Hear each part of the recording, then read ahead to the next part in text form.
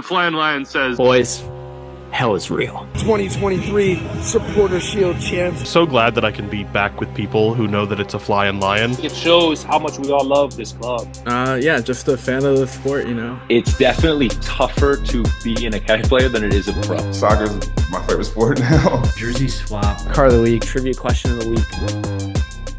Welcome back to the Flyin Lion Podcast, another preseason edition of the Flyin Lion with a lot of information going on down in Clearwater, Florida for the team.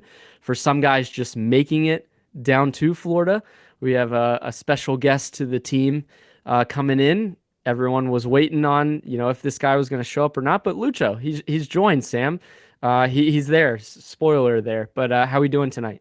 Yeah, doing good. Obviously, after this past week, we've got two potential signings coming in. Lucho's back, or Shano's back. Like, everybody's kind of back. Miles is back from U.S. men's national team. We'll touch on that. We're just missing Kubo.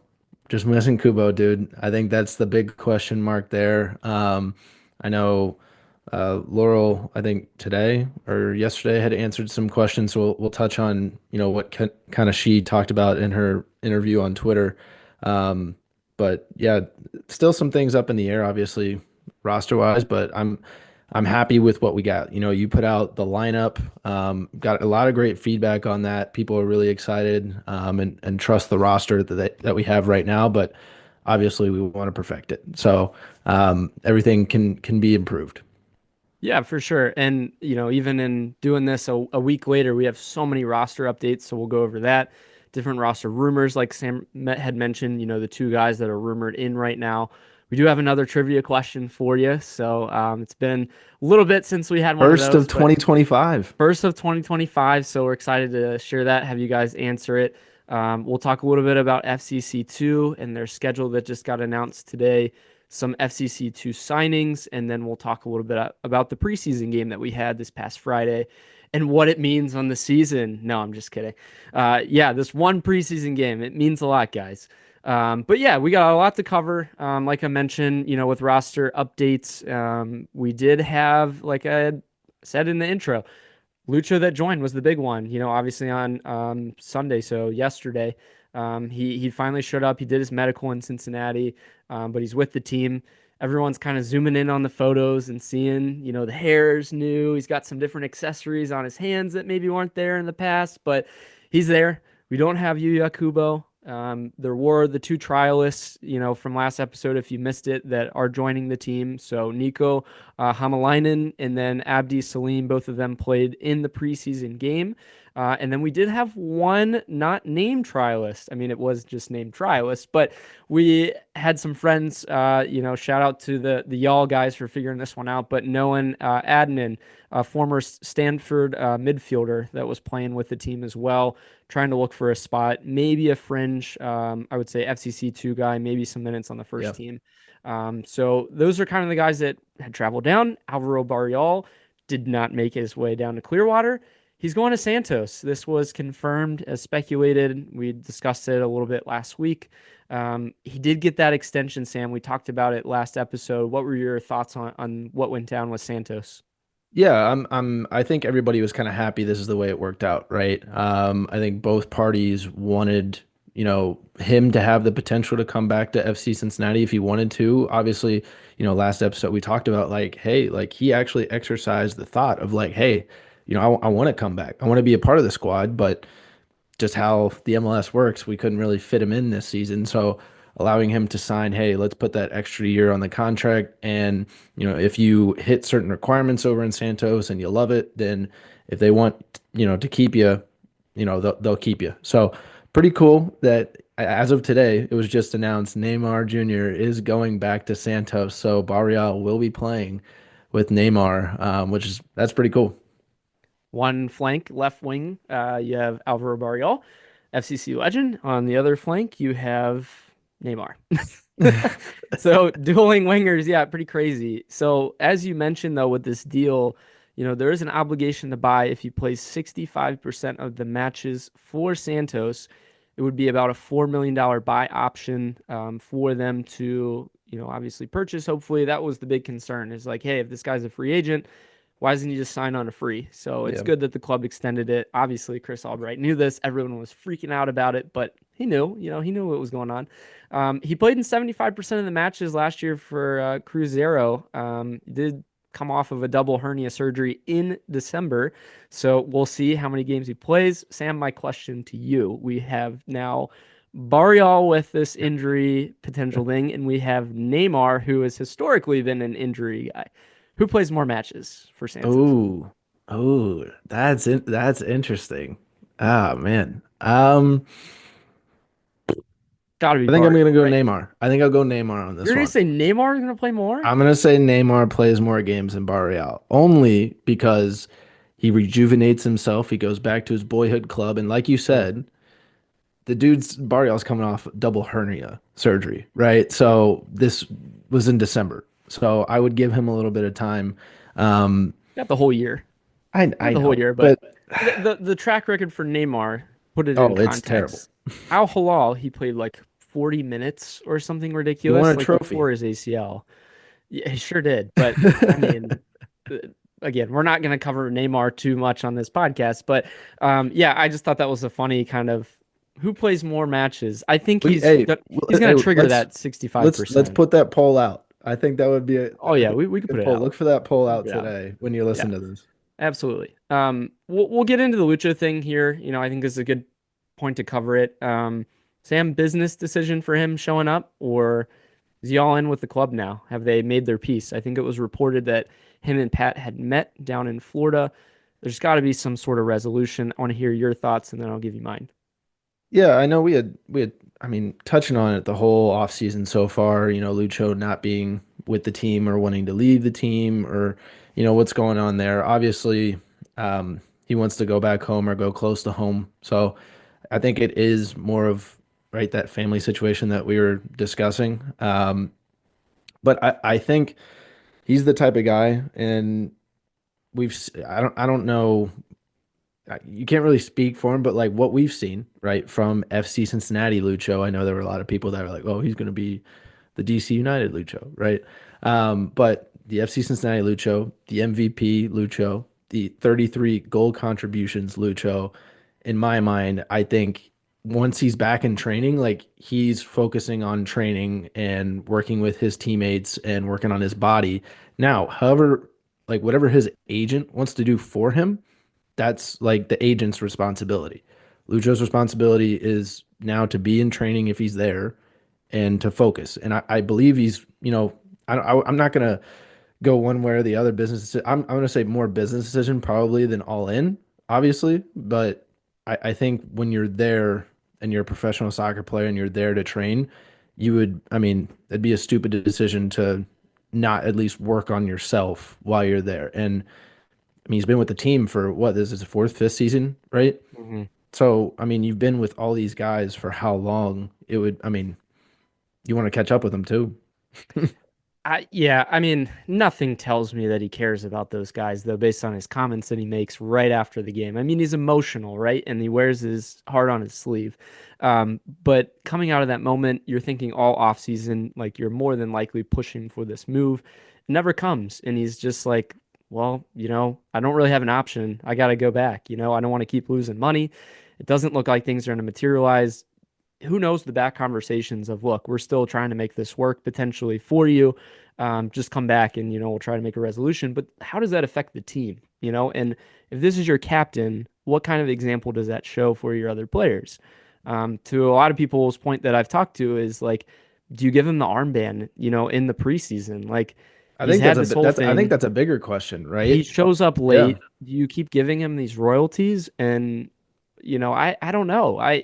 One aspect, it's like he's an unbelievable player, but at some point you got to draw the line and say, look, like you're just another member of this team when it comes down to it, and we got to treat you. And if they see that they're making all these exceptions, how do the other players take that?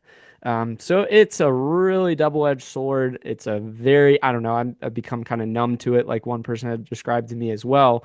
Go ahead. If you're Pat, right, Ryan, put on your Pat hat or Pat whistle, whatever you want to do. Game 1, right? Champions Cup. Who are you giving the armband to if Lucho's in the starting lineup Miles or Lucho? Yeah, I mean he's here now. If he's got everything, the biggest thing for me, number one, is he comes back to Clearwater, he sits down with his team and says, "Look, guys, I messed up," or whatever it is. He's got to come out. If he's gonna take the armband, look, I'm here, I'm bought in, I want to be here with you guys. Then he gets the armband. But either that, number one, or number two, and I don't know if we'll get it, but to the media, look, I know this is what's going on, but I'm here. This is what I'm here for. I'm here now. You can say whatever. I'll believe it. I'm here until the summer. I'm here for this season, whatever. Come out and say something. Get ahead of it. To the team is the biggest thing, but even to the media, if he does, great. If not, like I'm not expecting that, honestly. Yeah, there's But got to be some kind of there's got to be reconciliation. something because these Yeah. guys are probably like, dude, you're still gonna give this guy the armband after all of this stuff? Like, so to your question, no, I don't think he gets it for Champions Cup. No, no. I really don't. And does that cause any problems within the locker room? Well, I'm sure there's a lot of upset people about it, and there's a lot of upset people about contracts and everything going on. So there's a lot to be figured out. I just hope that let's get this done. Talk to the other teammates. Just say, look, this is what's going on. This is what's not. It needs to be figured out. We've said it so many different times on these episodes. Is like the sooner the better. Let's move on. Either, and I've said it, I think to you too, is like he's all in or he's all out. At this point, like he's got to be sold or selling everyone, or like look, like you're going on the side. Like I think they did this with Brenner. He was just literally training off on a separate field by himself. Like, is that what Lucho's doing? I don't know. I mean, I didn't. You saw a what 5-second clip today of Yeah. them practicing, and I didn't see him out there, but who knows what his fitness levels is. Sam, we talked about it at one point, I think, in the prior episode. How are his feet? Like everyone's talking about his mental side of things, but like this guy was coming off of this injury, to both his feet or both his toes. Like, is he physically fit? Like, where does he stand? So his medical in Cincinnati, obviously it clears him to go down, but is he practicing? What's he doing? We see the photo of him in practice. Doesn't mean he's doing everything with the team. Yeah, I don't know. It's a weird Obviously, scenario. the hope is that he's training with the team. He's trying to just reconcile whatever was there, originally as far as relationships with the team, with the club. You got to Yeah. build the trust back. I think you have to at some point. And then there's more rumors that come out, about the Foster Gillette group, I believe, American group looking to buy Lucho and then possibly have him go down to Estudiantes down in Argentina. Bogert confirmed today it would possibly just be an interest. There's no formal bids at this point. I'm sure, again, it's more of an agent play of we're really trying, to get him. Does he come back to Cincinnati at all, Sam? Does he make it back for a single training, a single game back in Cincinnati? Like, I don't know. There's so much up in there. I think a lot of people were even thinking he wouldn't even come back at all to the States. So the fact that he's here, does that say, all right, at least for now, like I'm going to put my full whatever in, Lucho wears his heart on his sleeve. So if he's going to come back, like you said, maybe he does come back in all in personally. Let his agent take care of the behind the scenes. I think that's a good place to leave that. Well, especially if it is a family situation, right? Sure, Like sure. where he has always found, kind of that peace and that calm, right, is probably on the pitch, right? He can get away from all of the outside distractions of, the outside world and focus on, doing what he does best, and that's being a professional soccer player, right? So maybe, this will really help him, kind of hone in on his craft and, get back to work, hopefully. Let's hope so. Hopefully more updates to come for that. We do have a preseason game on Thursday, so we'll get hopefully a little bit more information on him and the Kubo situation, because that's the other big one is what's going on with him. Do we have a mutual buyout? Do we shed his contract to open up, space for other people? He's still not down, Sam. It's not looking great for the Kubo situation. No. It'd be different if he was down there and they're still negotiating it or whatnot, but it's a little bizarre coming off of how much I felt like a really good relationship the player had with the club, the situation. Again, the behind the scenes is a little puzzling with that. I love his depth, for this team if we're going to compete for multiple trophies. if we want to do well, honestly, I feel like we do need him. Or if it's not him, like again, more of a resolution sooner than later would be preferred. And I think everyone can agree with that. Roster rumors. So, Sam, I'll let you touch on this first one because I think you actually found this first. Yeah, trying to, right? When it's silly season, right, and transfer season, you're trying to scour the internet to find anything you can. And so, yeah, I think last week, right as we released the last episode, it was rumored that Gilberto Flores, from down in Paraguay, 21-year-old. He's got 4 caps with the Paraguay national team from the Olympics. He would kind of cover that U22 initiative on the roster, but it looks to be about 1.3 mil on transfer market. And then we let the good people of Twitter know that he's a 61 overall. It's nothing flashy, but he's. I wish I would have put like his potential in there. Maybe that would have helped some people ease their minds.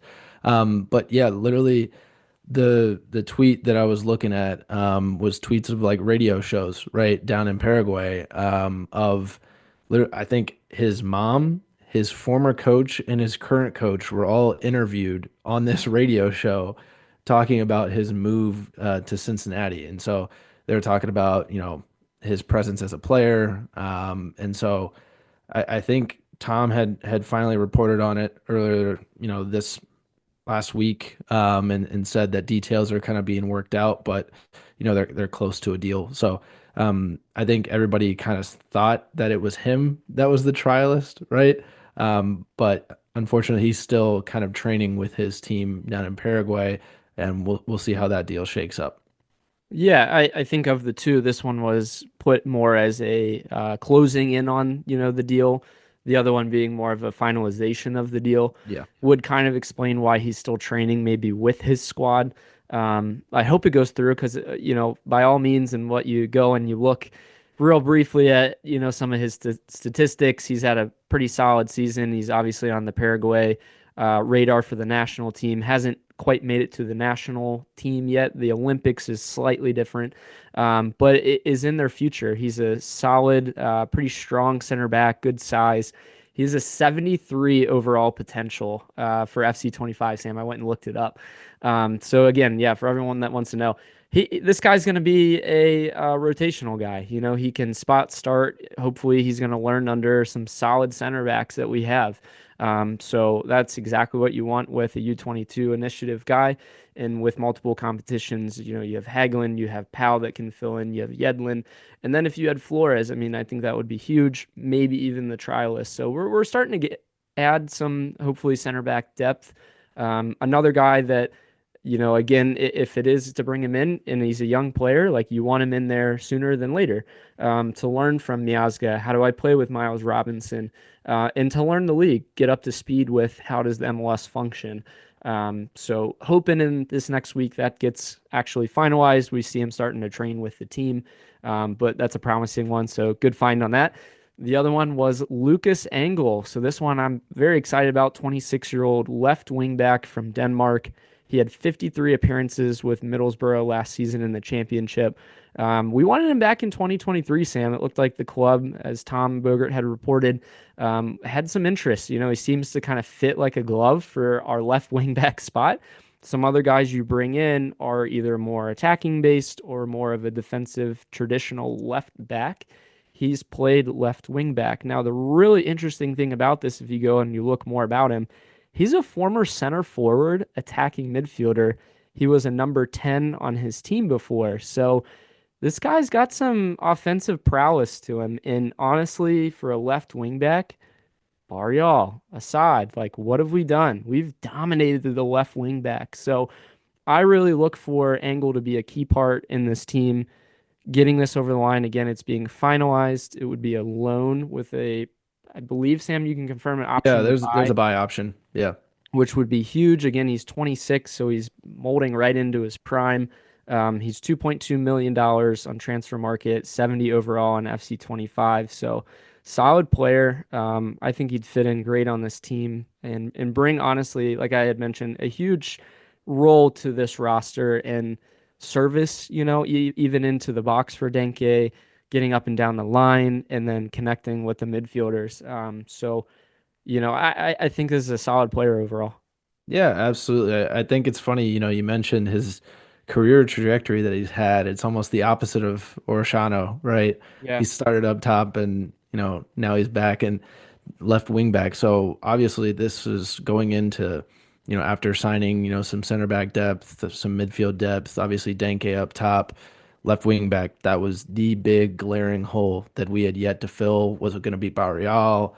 Was, before the whole Kubo situation was like, are we going to start Kubo day one again, in left wing back? But luckily, we've got our guy who, I mean, like you said, 53 appearances last season with Middlesbrough. He's got a lot of experience. And so the fact that, we've been watching him since 23, I think goes to show Pat's going to cook, right?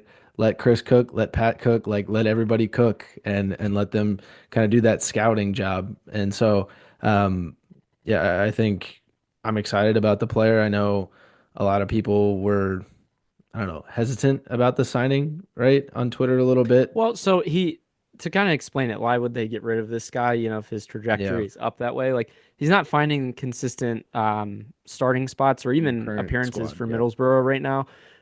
So I think looking for an outside position maybe to kind of boost his career again, and then it's low risk and potentially high reward for us if we do want to sign him. So I think that's pretty cool. The thing, Sam, that we kind of found online was pretty funny.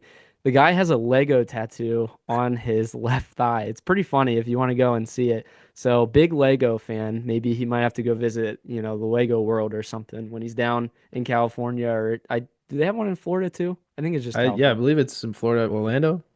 Something like that. But maybe he was like trying to make a move closer towards the Lego land. It's pretty funny. Did you see that tattoo? Yeah, I did. Yeah. Well, you texted it to me. Of course, I'm gonna see it. Yeah. So, I think that's funny. Maybe I don't know. Maybe he'll get another Lego tattoo to cement maybe a Lego supporter shield or like a Lego MLS Cup trophy. That'd be cool. If you guys are looking to purchase a Lucas Engel jersey, because everyone really wants to just buy an FCC jersey, I was looking at his numbers. So right now he's 27 with Middlesbrough. It looks like Anunga is going to take that one. He had been 29 before, so I think that's probably more of a likely number for him if he were to take it. We'll see where that goes. Hopefully it's finalized soon. Last player that wore 29, Ryan. Kimi Ordonez. Yeah, there you go. A little quick on that. I like it. Yeah, I would love to see this player come in. Like you said, the big glaring opening in the starting lineup was left wing back, and solidifying that would just be huge. He's been playing this year, I guess playing or training, I should say, hasn't been starting or playing as much, but he's not like coming off of like a spell where he hasn't been training or, you know what I mean? He's in form, I guess. He's in season form. Yeah. So that's good if he's going to transition with us. Let's give you a trivia question here, and we'll go to a break, and then we'll chat some more. But relating to Lucas Engel here, how many FC Cincinnati players, current or former, and like I had mentioned, Lucas Engel is one of these guys, have played for Middlesbrough? Ooh, and this is USL and MLS. Ryan's taking us across the pond. We'll see. I think I want to say 3 because I want to say I may have seen something on Twitter about it, but I can't remember exactly what the number was. So I'm going to say 3. Can you name any of the players? No. All right. Well, we will we'll give you the answer at the end, so stay tuned to that, and we will be right back. Hey, FC Cincinnati fans, we are pumped to share our new sponsor, Peak Cocktails. I'm sipping on the passion fruit margarita, which is so spicy, and it makes me feel like I'm on the beach. Ooh, that sounds great. I'm drinking the Blood Orange Spritz, which has a great subtle ginger flavor coming from its scientifically formulated recipe to promote exercise recovery, enhance relaxation, and support a better night's sleep. Ryan, that's exactly why I love them. Their cocktails are designed to fit seamlessly into your health-conscious lifestyle, giving you the enjoyment of a delicious, adult drink without the downsides of alcohol. Guys, next time you are looking for that post-workout drink or an afternoon pick-me-up, grab a Peak Cocktail. Visit them at www.peakcocktails.com and use the code Flyin Lion at checkout to get 20% off your first order. Zach, enjoy your drink. Welcome back, everyone. Thanks for listening to our sponsor. We are very excited, for this 2025 season and a new opportunity that we had as well. We didn't get to talk about it a lot last time, but our relationship with Goals TV. So we had come out and talked about this on social platforms, but really excited about this partnership with them. A nice website for you to go and find, all of your different podcasts from across the U.S. for soccer. Their, whole mission is to build up this interest for the 2026 World Cup and the fact that the U.S. is hosting it. So centralizing all of these together, talking, all about soccer, whatever team you want to look for, you can easily go and find them, whatever league. I believe Eric Winalda is on there as well. He's going to be one of their big guests. So looking forward to that opportunity. Sam, did you want to add anything about that? Yeah, we're excited to partner with them, and like Ryan said, we're going to be cooking up some exclusive content with them. So be on the lookout for that. If you want to watch any of that exclusive content, it'll be all on Goals TV. Obviously, main podcasts and everything will still be on the same platforms as always. We'll just have additional content over there. Yeah, and like I said, it's pretty easy to go through. It's almost like a YouTube, but just for like American soccer. You get to see interviews, you get to see all of the different podcasts. We're going to probably partner with some of the other guys from across the league as well. So pretty awesome that they're building, this whole thing together. Because I think there needs to be a place for it. Look at all the different podcasts for every single team across the league, for USL as well. So centralizing that is just a no-brainer. So, again, excited for that opportunity. Sam, another one that you had found here, I want you to kind of touch on, but Lucho and Nick Hagelin were in the top 10 of the most marketable players across the MLSPA.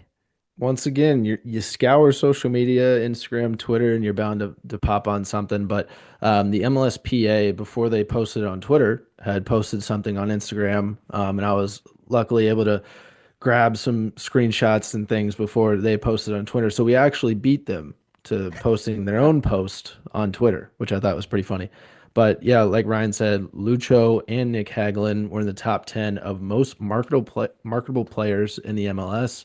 Lucho being number 3 and Hagelin being number 6. And Hagelin was actually the first most engaged player per 1,000 followers. So I thought that was pretty cool considering, the lore right now around the coffee machine. We'll probably get, a video in the coming days on the status on that. But I thought that was pretty interesting to see that Lucho was, third in MLS. I think Messi wasn't in the top 10 marketable players, but he was in like another metric that they, come up with. So he's got his own Messi category. Exactly. It was pretty much that. You keep scrolling in the article and you're like, oh, Messi's all over the place. I was like, there's no way that they leave out Messi, right? He's a cash cow. Oh yeah. It's like the Chiefs of like the NFL right now. It's like, let's just cash in on every possible opportunity, every commercial, you go to Lowe's and you get a cutout of Messi that you see right when you walk in. So hard to avoid the guy.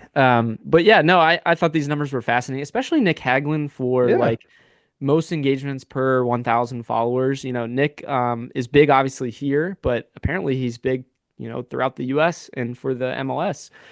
But yeah, you follow his coffee machine journey, and those videos are pretty hilarious. So go and check those out. Every preseason, we look forward to it. It would be kind of cool to follow it like throughout the season as well, or like, make some almost like a little how the mini side quest. Side quest for it, yeah, or like for away days if they did one like that or something. Well, originally, right? Was that 2 years ago? We had the Lucho, the Jesus statue. Traveled everywhere, went to every game. Yeah, so maybe I think he still does it. Yeah, maybe we do that with the coffee machine too. Is that a replacement for the Jesus statue? Hey, we're not replacing anything. We're adding something else, Ryan. Until we win the MLS Cup, we need all the luck we can get. Fair. Yeah, I'll take it. Sam, I'm gonna move along. The FC Cincinnati 2 schedule was announced today. They are set to defend their 2024 Eastern Conference regular season title. 5 of their first 7 matches are at home, so check out NKU and some awesome games that you can go and see there for free. Yeah. Yeah, so that's exciting. Matches still available to watch on Apple TV. I feel like that's kind of spotty whether they like have all of them. Like it's like select games, I feel like. But for most of them you can go and kind of follow with what's going on. We need to have a roster formalized for FCC2, and we were talking last week like they did not have many players like actually on their team. So this week they had 3 players that they signed. Nate Crockford was the first one, former DC United goalkeeper. He was the 65th pick in the 2024 draft. By all accounts, sounds like a pretty solid goalkeeper. It's funny to me, like we have so much goalkeeper depth, I feel too. So like between Paul Walters, the 3 first team guys, like this is another guy here. It's probably good for the goalkeeper room. Like would love to have Bobby Edwards on to talk about that further. But yeah, another guy comes in. We have, more depth, I guess, in that position, but we need some field players too. Yeah, absolutely. I thought it was kind of cool looking at his resume. Obviously, DC United, goalkeeper. The fact that, he was a draft pick last year and, we're able to get this quality of player on our second team says something. So excited to see kind of what he does. I think our prior goalkeeper for the second team, I want to say signed somewhere else in the USL 1, I think USL 2, something like that. So we added a couple more guys this week too. Yeah, Mansourou Opiema, I believe. He's a free I didn't transfer want to say the from, name, so I could see that you didn't want to say it. Free transfer from Portugal 2 side. So FC is it Vizela, I think? Hopefully I didn't butcher that one. Anyone can correct me on that one. But Sam, pretty interesting. A second division Portuguese team that we get this player from. Nigerian attacking midfielder who was on the Nigerian U23 team. 21 years old, like has potential. I feel like this guy could be a possible fringe player for FCC2, possibly sub appearances for the first team in different competitions. I don't know. It'd be interesting.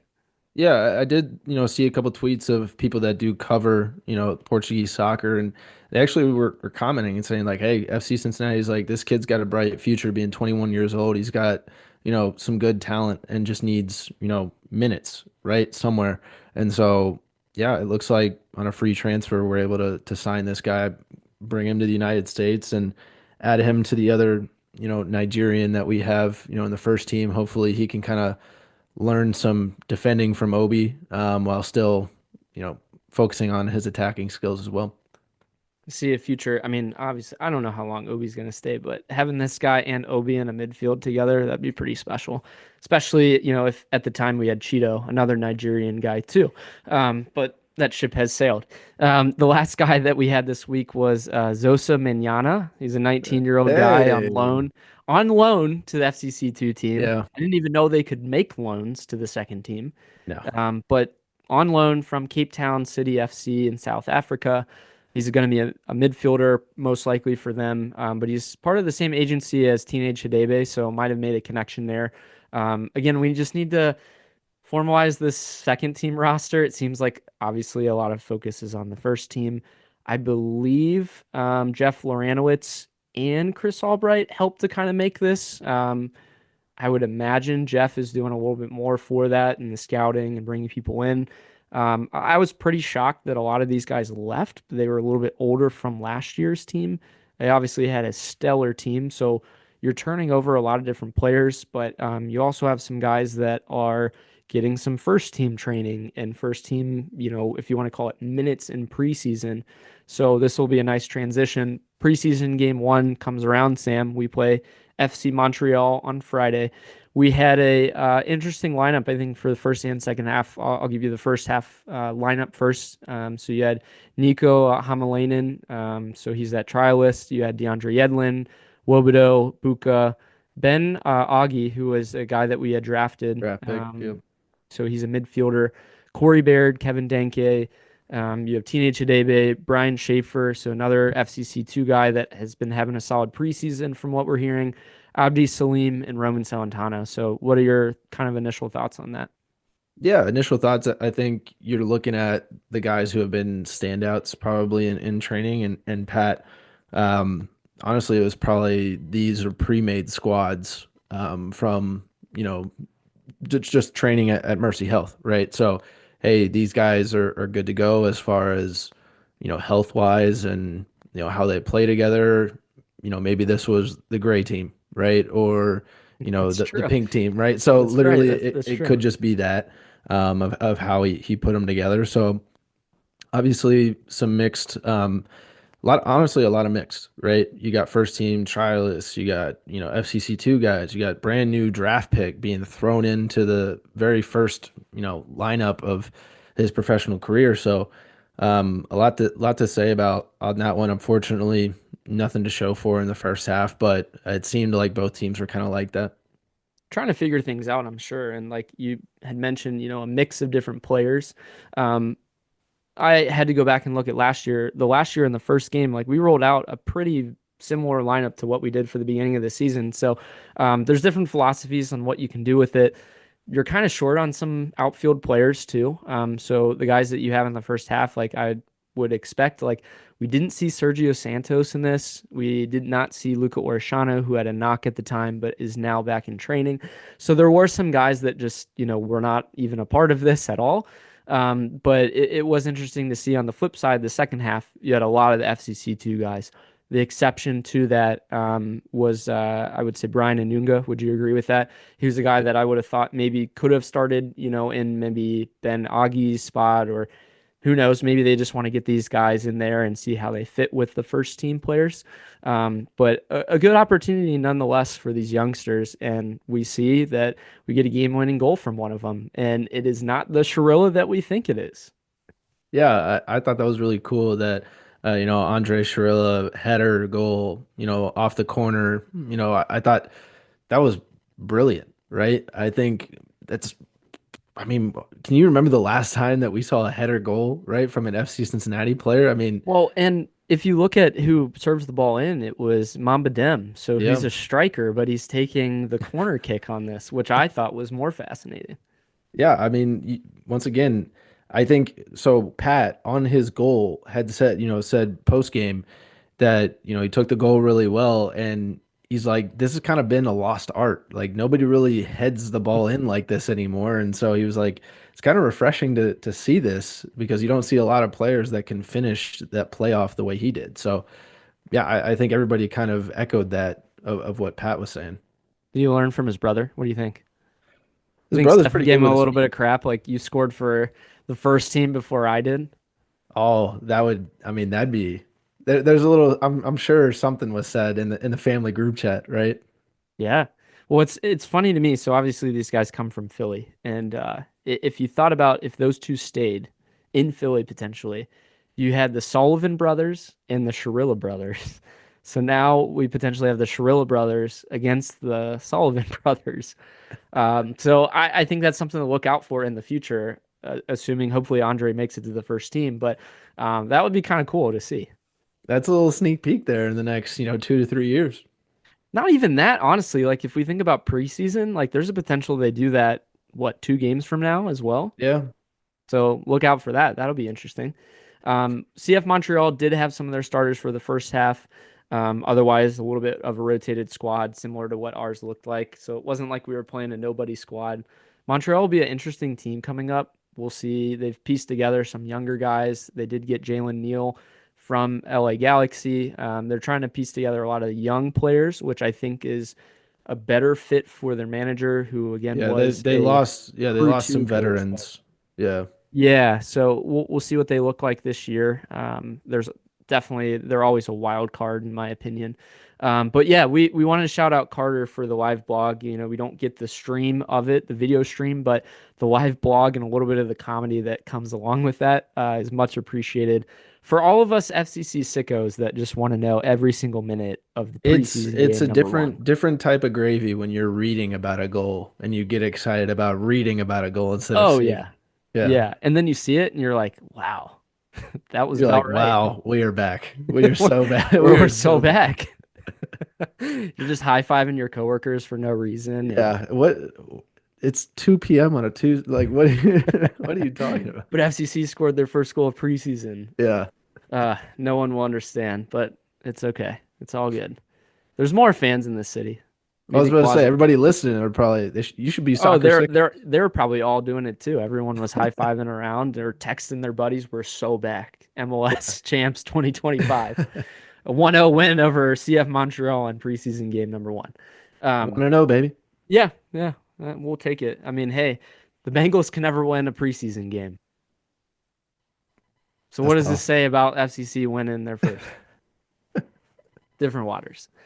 Miles Robinson, Sam, U.S. men's national team had their second game. They played Costa Rica and Alan Cruz, actually. Yeah, So he's Alan on the Cruz was bench. on that. He was on the bench. He played a little bit. Miles Robinson started and played 59 minutes at the right back position.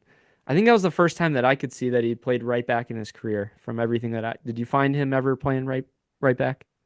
Not gonna lie, I didn't look, but but yeah, I mean, thought it was pretty weird. Obviously, my first impression is what is Potch doing? It's probably I want to say maybe he's like playing mind games with Miles, maybe like testing his loyalty to the team, see if he's a team player. Like, hey, I'll go play any position, I'll defend anywhere type attitude. So, I mean, he's trying some things out as the new manager, right? So, I mean, it got him a start. So it's another So cap.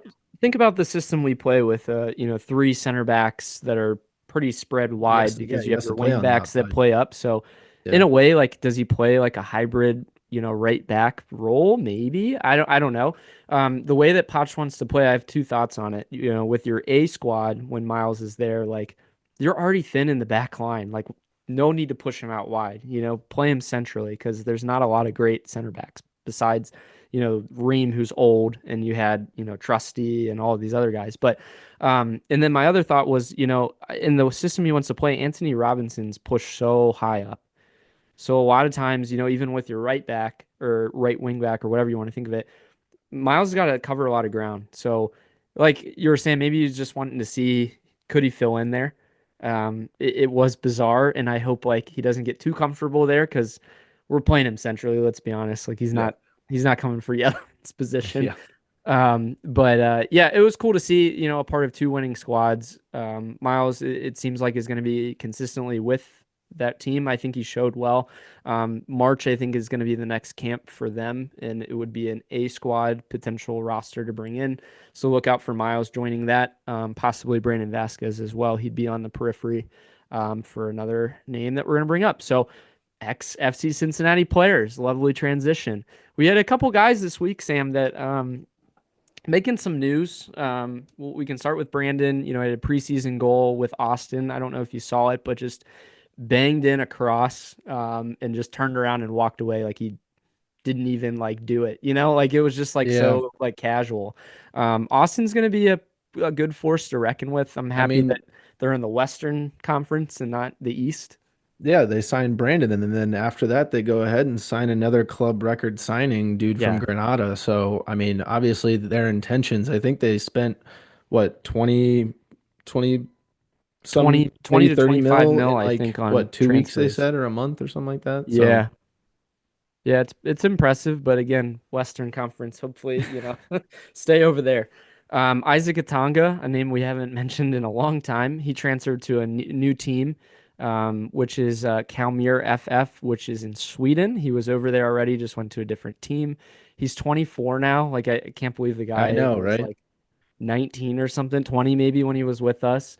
Nicholas Giacchini, so a guy that played with us last year on loan, transferred from his team in Como to Sam. I'm going to let you pronounce this one. I've had way too many.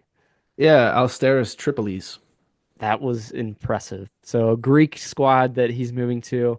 Yeah, I was kind of interested with him going back to Italy, like if he would stay there or they saw his loan spell and we're like, yeah, I don't know about that. So he's in Greece now. I don't know what to say about him. Like, he was only here for 8 games. Like, wish you the best, dude. Yeah. Sam, the highlight of the ex FC Cincinnati players I have to say for this week was Kevin Kelsey. So he started playing with Portland. They had their first preseason game. You all need to go and find his preseason goal for Portland. So they're playing a USL squad, and I believe what happened is the ball is kicked back. There is miscommunication between the center back and the goalkeeper. The ball bounces through the goalkeeper's legs as he's like looking through his legs, and Kelsey goes and taps it in. All this being said is like Kelsey just gets tap ins. Like that is how he scores with his head, with his foot. It is not like a, two Shot touch to the creation, left yeah. shot. Like Yeah. it is like clearly just tap ins. So that was pretty funny. Malik Pinto is another guy. He signed with the Colorado Rapids 2 team. Another guy that we were Yeah. always pulling for. Loved Malik when he was with us. Wish he had more of an opportunity to be a depth piece on this team. He was probably looking to obviously play more minutes as he's getting up the I ladder think, age. yeah, I think we're seeing a similar thing we saw a couple years ago with the Seattle Mariners and the Reds, right? They were turning into the Seattle my Reds. gosh. I think Colorado Rapids, it's FC Colorado over there. So a little interesting in my opinion. Who in the front office is like recruiting these guys in? Yeah. I don't know. I mean, Former I would. FCC I mean, guy. if you're following Chris and Pat, I mean, two guys to follow, right? That's true. Yeah, I would go off of what they do for sure.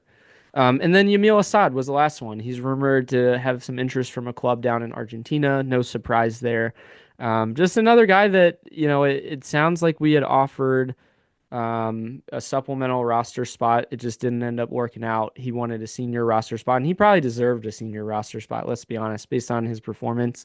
But the way that the roster was set up, like there was just no way we're going to be able to give that to him.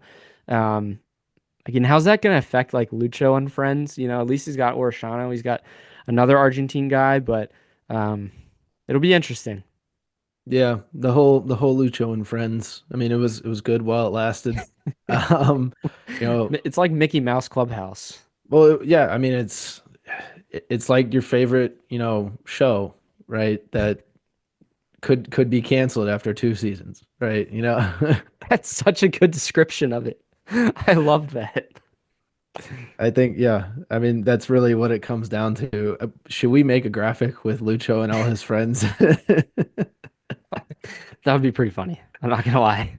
There's all the heads. You have Moreno in there. You have Barrial. You got Assad, Orishano now. So, kind of going along the lines of, the guys that are now gone, the guys that we've kind of walked it through, this episode, who's in, or even rumored in. And you mentioned earlier on in the episode, the starting 11 that I put out and some of the depth. What were your thoughts on this? I know you had put it online, but I want to hear it from you. Yeah, I think the squad looks really good. I had put online, similar to this take is we're still missing, I think, striker depth. Obviously, by some miracle, Sam, we have Corey Baird and Sergio Santos. Yeah, by some miracle, if we, find Corey Baird from the year prior, from 2023, and then Santos from, just that one moment where you scored an MLS playoff goal for us, I think we would be pretty good. But on their salaries, I think everybody has been saying, we need to find other homes for these guys to bring in, some youthful players. Cheap obviously would be great, but yeah, I think that's where you're looking right now is the depth at the striker position. Saw Nick Hagelin getting some hate online on that post as well. Didn't really appreciate that. The man's an MLS Cup champion, Supporter Shields champion. He's just had bad luck with injuries the past couple seasons. Yeah, and like we talk about it every year, like, oh well, Nick will play a role. It's like we don't know what kind of role, but he'll play a role. Yeah, but he'll and put then his he heart on always the line. comes in and contributes. Absolutely, and like maybe it's more of a supporting role this year, but like you had mentioned, is he's going to come in and put his full foot forward for it, and he brings good leadership and honestly, more than anything, the vibes in the locker room, like especially in this season of like all of this chaos, like. He's your comic relief, and he's your guy that's going to bring everyone together. If you didn't have that, then you have a bunch of just random people, and I feel like Nick is definitely a guy to bring everyone together and the comic relief that helps with that. So yeah, I saw that one, and I saw a couple other interesting parts about it too. Without Kubo, what kind of depth do we have? I mentioned it earlier. So if I was my choice, if we could cut back in some ways, like you said, the striker depth position, like that's a good way to save. And then you give some of that money to Kubo. Like that's what I would do. But it becomes a lot harder. It'll be interesting to see, how we finalize this. Someone's like, how are we going to stay compliant with this? Like that's Chris Albright's job. That's not my job. But there's mechanisms, if we go a 2 DP route, a 4 U22, there is a way. And if you consider, Luca as a DP, I don't know if that takes as much of a hit, off the salary. Again, like there's other podcasts that talk more about salary and whatnot. Go listen to them. They're great. But yeah, that's my 2 cents on the roster and the way that it sets up. Like, I think we're looking good for a starting lineup. It's just filling in depth pieces, U22 spots. Probably, one more striker, I would say. Sam, would you say like a U22 guy? Maybe look in the summer if we do have a DP spot open, in the midfield, or if it is Lucho that's gone for a different attacking midfielder. So you have some flexibility. I think what is frustrating, and I get it, is like if you don't fill these spots at the beginning of the year, like a lot of people are getting upset. The year is like 9 months long, if not longer. I mean, we're starting the preseason now, and we could go to MLS Cup in December. If you get hot in the summer and then you make a run to the playoffs, like you're going to need that flexibility later. And so if you kind of handcuff yourself early on, you're not going to have that. So I think they're trying to set themselves up for the best success or to bring in the best options that that they're not going to make rash decisions on this. Yeah, I think up top, obviously we want them to kind of move on from Baird and Santos. Love Santos, Baird not so much, but I think you could see them trying to loan in another player, right, in that striker position, especially like you said, maybe that U22 spot, similar to a Kelsey type, but obviously not as expensive. So I would probably look more for that to be a possibility. The loans are like exactly what they've been using, and then you don't really lose much that way. There's always the chance that if they are a bust, then you just send them back. You don't trigger the option as long as there's that option to buy. Yeah. If they do well, then like, hey, you're in a good spot then. I think they've ever since Yersa Mascara, I think they've learned let's put an option to buy on every single one of these. 100%, which I think was like a hard, like, I don't know if we want, to let this player go. We know his potential. Yeah. But then he blossomed with us. So I get your point, absolutely. But overall, I'm excited. I think getting this team finally, hopefully, most of the pieces there that should be there. Let's get some Kubo news. Let's finalize that situation. Let's be all in or all out for, the 2 guys we mentioned. And then just really build a team that's ready for Champions Cup beginning of the season and just go from there. Let's have a hot start to the season. So I'm excited about that. The next immediate thing is the next preseason match this Thursday. So January 30th, Houston Dynamo. First game for Houston Dynamo of their preseason. Different squad from a year ago, Sam.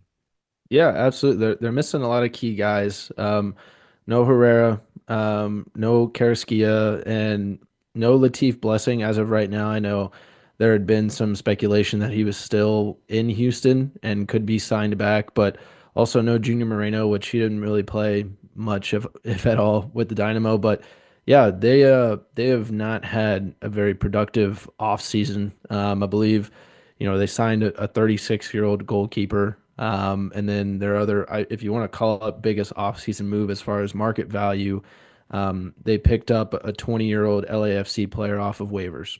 So not really an exciting offseason from Houston, but we'll see what this preseason match kind of brings out of them. If you're Pat Noonan, like going into game 2, do you play this a little bit closer to what your real team's going to be? What are your thoughts on that? Yeah, obviously you want to get the guys in that didn't play, right? So Orishano, I would assume would start, as well as, maybe moving Anunga to the first half team, adding in a guy like Santos either to the second half, first half, depending on striker wise where you want to put people. But yeah, I would assume that Pat kind of tries to continue to mold this. He will not have somebody random in with the first team players, right? Like maybe like a Brian Schaefer or maybe even a Chirilla that has kind of shown, either one of them in training and in the game, obviously, that they can do work. So wouldn't be surprised to see a couple players like that. Yeah, that's a good shout, especially if I think Miazga is probably a week or two away, and it sounds like Hagelin maybe a couple more. So immediately you need to have continuity in the back line. So I think you probably see the same three stick together just so they can have some of that camaraderie there. Schaefer, it sounds like, is doing well, so I'm cool with that. I want to see some Denke goals. What do you think? Preseason Denke goals would just be electric. Don't get too many. We don't want too many in the preseason. Save some for the regular season. Yeah, we saw that last year with Bupenza. That's what I'm saying, man. That kind of fooled me last year. Maybe this is the Corey Baird redemption year. I don't know. Who knows? That would be great if it was, Exactly. Yeah. We're rooting for him to do it, right? Like sure. all these guys that, we're talking about, man, still on the roster, right? Yeah. Like surprise us. We would love more than nothing for you guys to do that. 100%. So I think we'll cap it on that. Let me give you our trivia question and answer here. See if you got it right for all those who are playing as well. So how many FC Cincinnati players, current and former, and now with the rumored signing of Lucas Engel, have played for Middlesbrough over in England? And Sam, I think you locked in 3. You were correct. You nailed it. Yes. It was 3. And pretty interesting one here. So we had Lucas Engel, obviously, as one. Justin Hoyt was the other one as well. Yeah. And Emmanuel Ledesma was the third one. So we have 3 guys here that had played for them. And I'll give you some of the stats for it. So Justin Hoyt, Sam, 162 matches for Middlesbrough. Played from 2008 to 2014. Emmanuel Ledesma, 64 matches from 2012-13 and the 2014-15 season. So historically, it's been good for FC Cincinnati players over at Middlesbrough. I'm hoping we can get the same from one Lucas Engel. Any final thoughts? I'm 1-0 in 2025. I think we were good. I think no more trivia of the weeks for the rest of the year. I think a perfect record is good for me. I think I'll hang my hat on that. No, I mean, I can't stay away. Trivia of the weeks, I mean, that's what we stay for, right? We love it. We love the stats. So it's back for 2025. But yeah, hopefully, Engel can, like you said, bring kind of what the other 2 guys you mentioned. For sure. Thanks again, everyone, for listening tonight. We have a huge guest coming soon that you guys do not want to miss. Please tune in coming up here shortly. I think you guys, you'll love it. You'll love our conversation, and we'll see you for that.